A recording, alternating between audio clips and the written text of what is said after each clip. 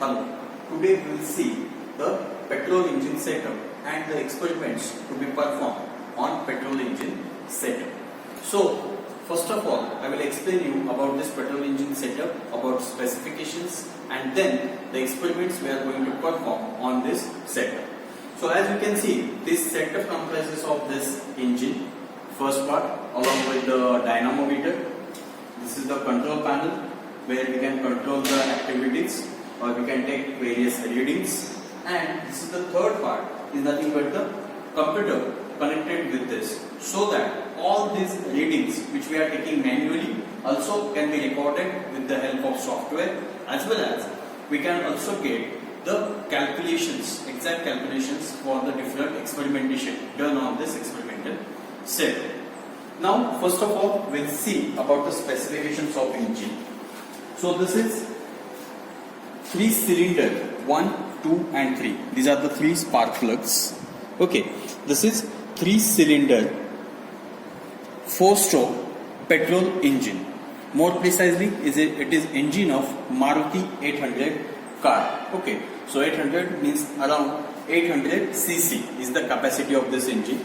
Exactly, it is 796 cc capacity of engine. So this is the main engine part. Along with this, these are the spark plugs. It is connected to the fan. This is the fan belt. This is the flue gas outlet.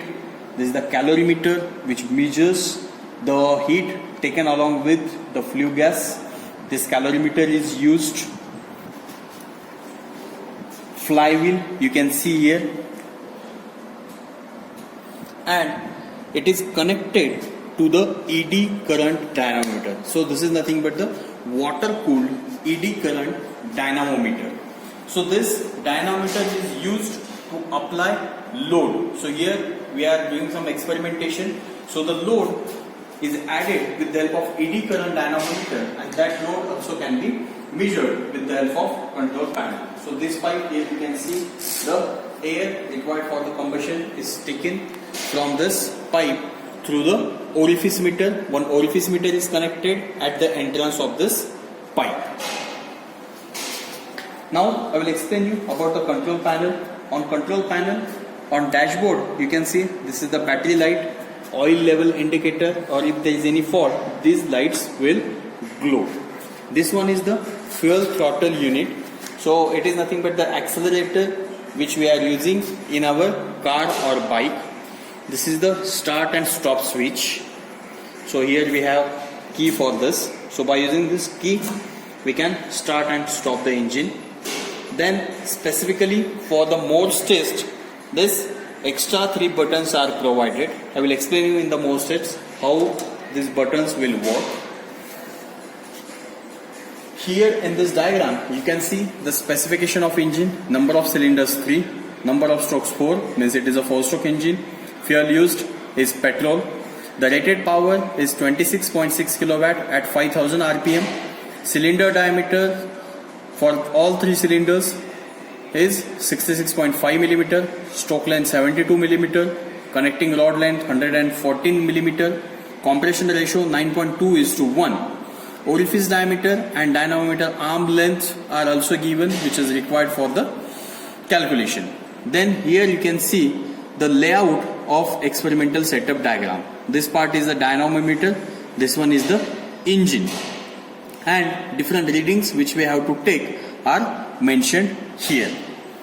This is the panel where we can note down the readings. This voltmeter, so to measure the 6 different temperatures, T1, T2, T3, T4, T5 and T6. This voltmeter is there. The reading will get in terms of volt, which we have to convert in the form of the temperature. So formula is given here. The parameter, that is temperature, which we are measuring, will be equal to the factor. So here factors for T1 to T6 are mentioned here, and this reading V minus 1, so that we will get the temperature in degree Celsius. Then second display is for the load indicator. With the help of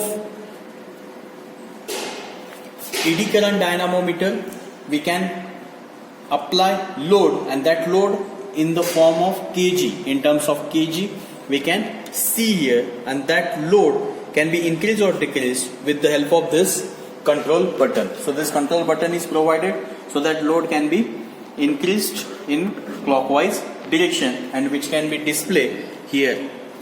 So next display is of the RPM, revolutions per minute. So with the help of this display, we will see the speed of the engine. On right hand side of the same, here you can see this is the YouTube manometer connected to the orifice meter, which measures the air flow rate to the engine. The petrol tank is actually here at the back side of this, and this is the for measuring tank. When we are measuring the fuel consumption, at that time we will adjust this knob to the measuring mode. Means the engine will be taking fuel from this measuring tank, and we can note down the fuel consumption for 1 minute, okay, or 10 seconds, or for some known time, and we can find out ultimately the fuel consumption, specific fuel consumption, and ultimately PSFC, ISFC we can find out. And when it is not on measuring mode, we'll adjust it on the tank mode. Means this will be taking fuel, engine will be taking fuel from tank directly. So this is about the control panel. At the lower side here you can see there are two rotameters, rotameter engine and rotameter calorimeter. So our engine is water cooled. So how much water we are supplying for the engine cooling, that will be measured with the help of this rotameter, whereas this is the water supply to the calorimeter. Calorimeter is used to measure heat taken along with the flue gases. Okay, so that flue gas heat is absorbed by using this calorimeter water, and the water supply to this calorimeter can be measured with the help of this rotameter.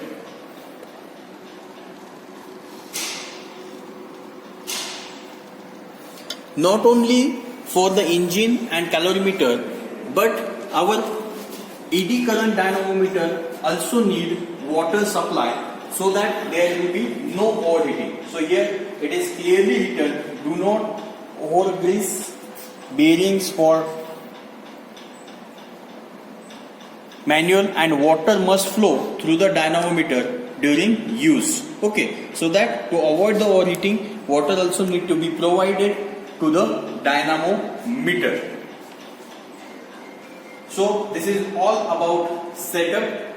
Now we will see what are the two different experiments which can be performed on this setup. The first one is the Morse test, and second one is the variable speed or variable load test on the petrol engine. Hello, today we will be performing experiment on petrol engine setup with variable speed or variable load.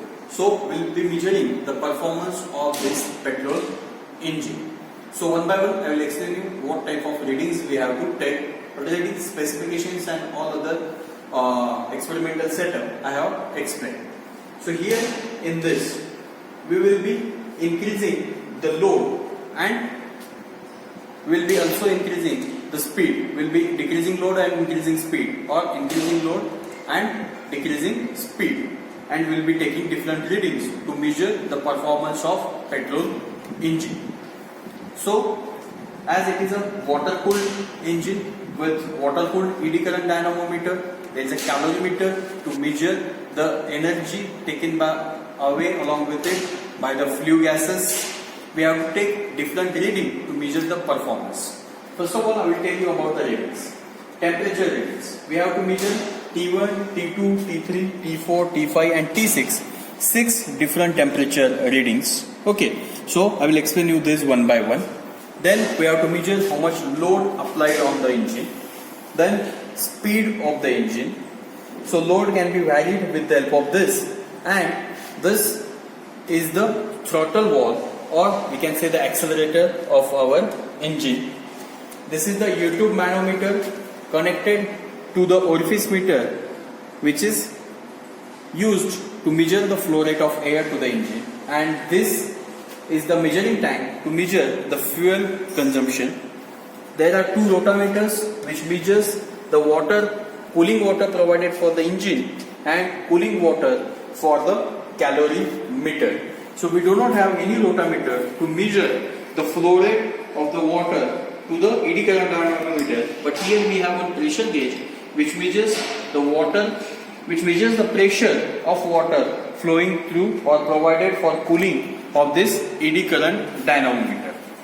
Now, once we start the engine, so we have to take around this 13 readings. Okay, so out of which 6 readings will be of temperature.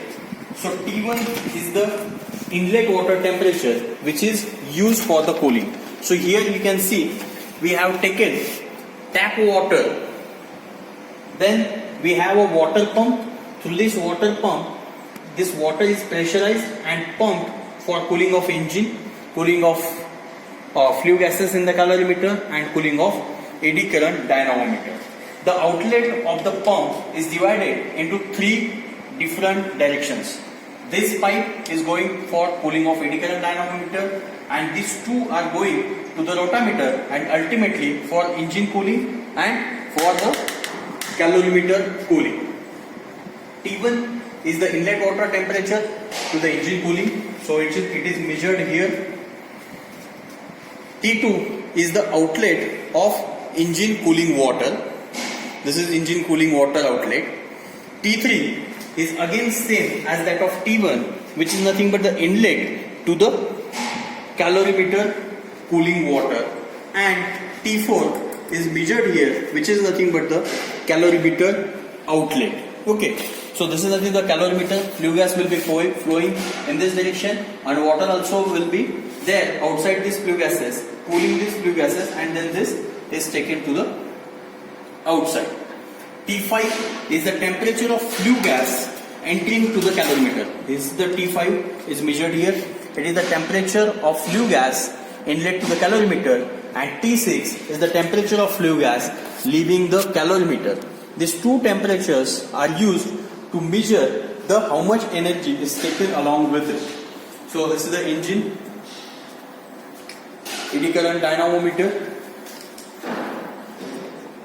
These are for the most experiment or for measuring frictional power, so we will not be using any of this in this experiment. Now here we can measure T1, T2, T3, T4, T5 and T6, 6 different temperatures with the help of same display, the load applied and the RPM, the speed of the engine. This manometer, with the help of this manometer, will be measuring the air flow rate to the engine, the fuel consumption. So for 1 minute, how much there will be the fuel consumption, that we have to measure with the help of this measuring tank. And when we are measuring this knob will be on the measuring. Okay, it should be like this position. And when we will not be measuring the fuel consumption, at that time it will be on the tank side. It will be like this. Then these are the 2 rotameters with the help of which we will be measuring the cooling water provided for the engine and cooling water provided for the calorimeter. Now all these readings, while we are taking it manually, we have a software provided by the manufacturer and which is available here on this PC.